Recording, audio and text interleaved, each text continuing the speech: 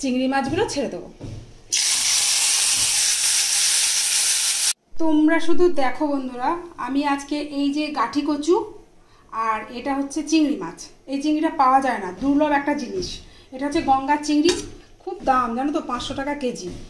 তো এই যে কত সহজে, কত অল্প মশলায় আমি রান্নাটা যে করব, তোমরা দেখলে অবাক হবে। দেখো তেল মশলা কিভাবে আজকে আমি রান্নাটা করি।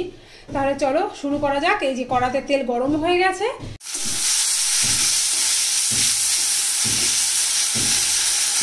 এটা দিয়ে একটা রেসিপি করবো, এটা দিয়ে একটা রেসিপি করবো। এই মাছটা যেমন একটু হালকা করে ভাজলাম, কিন্তু এই মাছটা একটু কড়া করে ভাজতে হবে। তো দেখো এটা একটু বেশি তেল দিয়ে এই তেলগুলোকে ঝরিয়ে নেবো, ভালো করে কড়কড়া করে ভেজে নিয়েছি। এবার এটা আমি তুলে নেবো। দিয়ে দিয়েছি দুটো শুকনো লঙ্কা আর কাঁচা লঙ্কা। এটা একটু ঝাল হয়, অনেক মানে একটু ঝাল ঝাল করলে বেশি টেস্ট লাগে।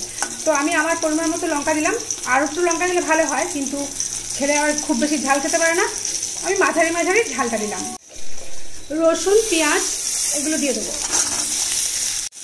আরও একটা জিনিস বলে দিচ্ছি, সেটা হচ্ছে এই যে চিংড়ি মাছের এই যে দাঁড়া, এইগুলো রাখলে বেশি টেস্ট লাগে আর কি। ঠিক এভাবে লাল লাল করে ভেজে নিয়েছি।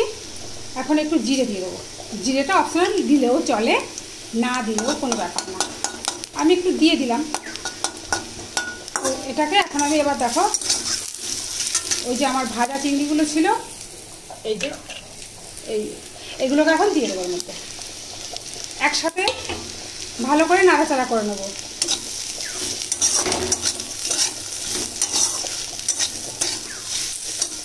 এবার দেখো এটাকে আমি, এটা হয়ে গেছে, কেমন করে ভেজেছি, কি সুন্দর করে ভেজেছি, এই যে তুলে নেব।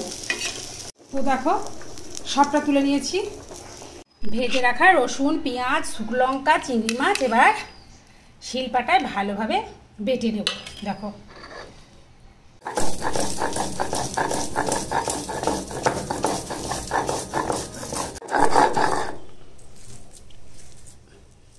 এটা একদম রেডি হয়ে গেছে। এই যে এরকম ভাবে জিনিসটা, আর যত মিহি করা যায় ততই ভালো লাগবে। আমিও সুন্দর মিহি করে বেটেছি, দেখো এই যে একদম রেডি। এই যে দুটো চেরা কাঁচা লঙ্কা আমার গাছেরই, আর তেজপাতা, একটা আশ্রমে গিয়েছিলাম সেখান থেকে এই তেজপাতাগুলো এনেছিলাম। শুকনো লঙ্কা আর কাঁচা লঙ্কা দিয়ে দিলাম, আর এখানে আছে দেখো জিরে আর রাঁধুনি। এই যে দেখো তেলটা দেখো কতটুকুনি দিয়েছি, তোমরা লক্ষ্য করো। এইটুকু তেলে কিন্তু আমি রান্নাটা হয়ে যাবে। আর আমি কি কি মশলা ব্যবহার করি, কেমনভাবে রান্না করি তোমরা দেখো। এই যে এটা হয়ে গেছে। আর এখানে যে কচু রেখেছিলাম, কচুটা গাঠি কচু, এটা সেদ্ধ করি।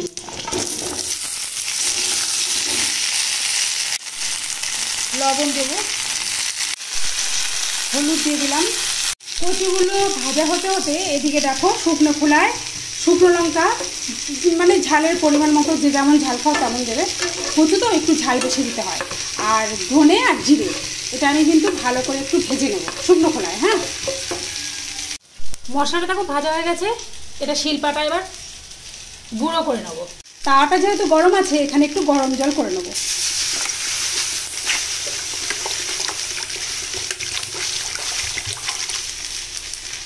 তো দেখো এভাবে লাল লাল করে ভেজে নিয়েছি।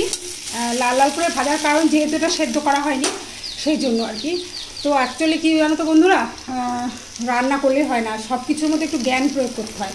অনেক হয়তো বলবে যে এত বক বক করে রান্না করতে গিয়ে, আসলে এগুলো একটু রান্না তো অনেক মশলা তেল মশলা দিয়ে লাল লাল ঝাল ঝাল করে দিলাম, তাতে কিন্তু রান্না কেন খাই, আমাদের শরীরটাকে সুস্থ রাখার জন্য।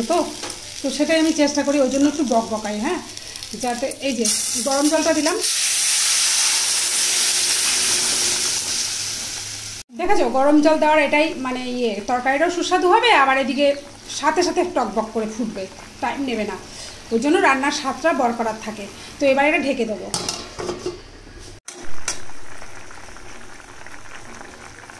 দেখো কি সুন্দরভাবে গলে গেছে। এইভাবে রান্না করলে না অনেক তাড়াতাড়ি রান্না হয়ে যায় বন্ধুরা। কচুরা সেদ্ধ করতে যে সময় লাগে তার চাইতে তো একটু বেশি সময় লাগবে। চিংড়িগুলো দেখো দিয়ে দেবো। এবার চিংড়িটা দিয়ে একটু ফুটিয়ে নেব। এইভাবে কিছুক্ষণ ফুটিয়ে নিলাম।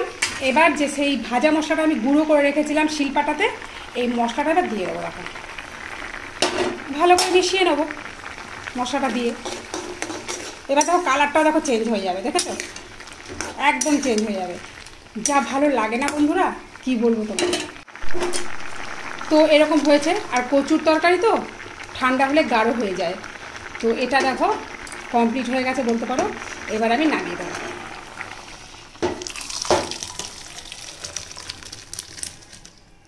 এই যে নামানোর পর এমন হয়েছে দেখতে। এবার চলো এই যে মাছের ডিম আর তেঁতুল রেখেছি, এটা দিয়ে আরেকটা রেসিপি করা যাক। তেলটা গরম হয়ে গেছে, এবার দেব মাছের ডিমগুলো। এটা না বিরাট বড় একটা কাতলা মাছের ডিম, জানো তো বন্ধুরা। আবারই দাঁড়াও, এবার যত ফুটবি ফোট। মাছের ডিম ভাজার এই একটা সমস্যা, তাই না বলো? এরকম ঢাকা দিয়ে দিয়ে ভাজতে হয়। ডিম ভাজা হয়ে গেছে, এদিকে তেলটাও গরম হয়ে গেছে। অল্প তেল আর একটু কম দিলে হতো, একটু বেশি পড়ে গেল। এই যে শুকনো লঙ্কা দিলাম, শুকনো লঙ্কাটা একটু ভেজে নেব। এটা একটা ভ্যাকসিন, বুঝলে?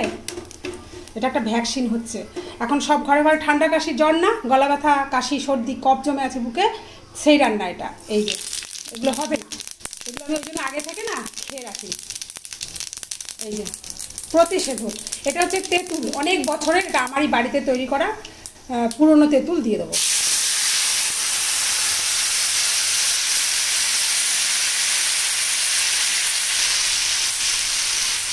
লবণ, যারা চিনি পছন্দ করো তারা এর মধ্যে হালকা চিনি দিতে পারো, কিন্তু আমি চিনিটা দেব না। যেটা বলছিলাম, এখন ঘরে ঘরে জ্বর, সর্দি, কাশি এসব হচ্ছে কিনা বন্ধুরা বলো? কাশতে কাশতে এক একজনের শুনছি যাদের শরীর খারাপ হয়েছে, বলছে কাশতে কাশতে এত কাশি, পেট ব্যথা হয়ে যাচ্ছে, কাশতে কাশতে প্রচণ্ড কষ্ট পাচ্ছে তারা, জানো তো বন্ধুরা। এই যে এমনকি আমার হাজব্যান্ড তো গ্রামে থাকে, ওনারও এরকম হয়েছে। তো আমি বলে দিচ্ছি ফোনে ফোনে যতটুকুনি সম্ভব। তো এই যে এটা খেলে কাশি বা কফ, বুকে যে যদি পুরনো কফ থাকে না, সেটা উঠে আসবে। দেখো এই যে এটা কিন্তু আর কিচ্ছু করব না।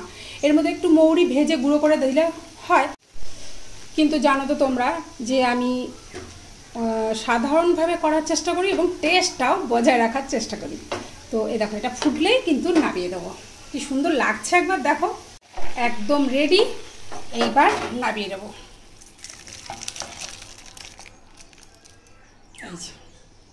বলো অসাধারণ কিনা তোমরাই বলো, একটু জানিও কেমন।